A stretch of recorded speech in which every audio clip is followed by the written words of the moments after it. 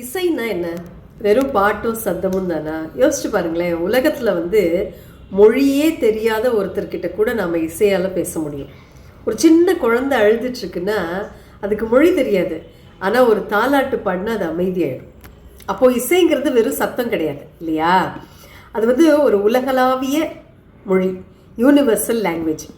அப்போ இன்றைக்கி நாம் இந்த இசையை பற்றி கொஞ்சம் ஜாலியாக பார்த்தோம் அப்படின்னா, ரோட்டில் வண்டி ஹார்ன் அடிக்குது, அதுவும் ஒரு சத்தம் தான். ஆனால் அதை நாம் ஏன் இசைன்னு சொல்ல மாட்டோம்? ஏன்னா சத்தம் ஒழுங்கற்று இருந்தால் அது இறைச்சல், ரேண்டமாக கேட்கும்.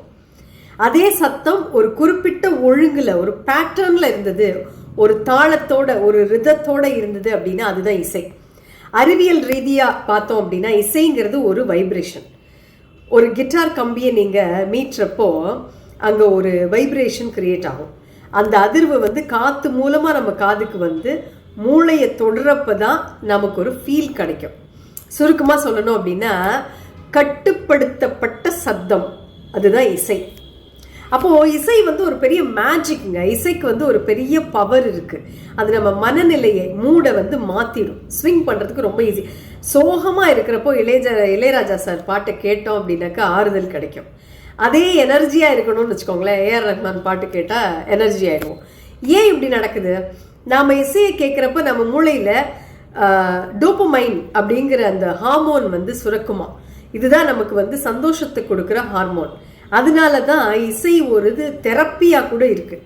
சொல்லப்போனால் வார்த்தைகளால் சொல்ல முடியாததை இசை ரொம்ப ஈஸியாக கம்யூனிகேட் பண்ணிட்டு போயிடும். இசை அப்படிங்கிறது வெறும் ஸ்டூடியோவில் மட்டும் உருவாகிறதெல்லாம் கிடையாது. அப்படிதான் நினச்சிட்டு இருக்காங்க. அப்படிலாம் கிடையாது. நம்ம பிறக்கிறதுக்கு முன்னாடியே நம்ம அம்மாவோட இதய துடிப்பு தான் நம்ம கேட்ட முதல் இசை.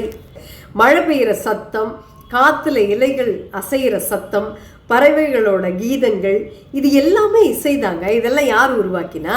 இயற்கையினுடைய உருவாக்கல் இல்லையா? நம்ம அதை ரசிக்க ஆரம்பித்தோம் அப்படின்னா இந்த உலகமே பெரிய கச்சேரி மேடை மாதிரி நமக்கு தெரியும். ஸோ இசைங்கிறது காதால் கேட்கறது மட்டும் இல்லை, அது மனசால உணர வேண்டிய ஒரு விஷயம். உங்கள் வாழ்க்கையில் நீங்கள் ரொம்ப விரும்பி கேட்குற பாட்டு எது? அந்த பாட்டு உங்களுக்குள்ள என்ன மாதிரியான மாற்றத்தை ஏற்படுத்துது? கமெண்ட்ஸில் சொல்லுங்கள். தேங்க்யூ.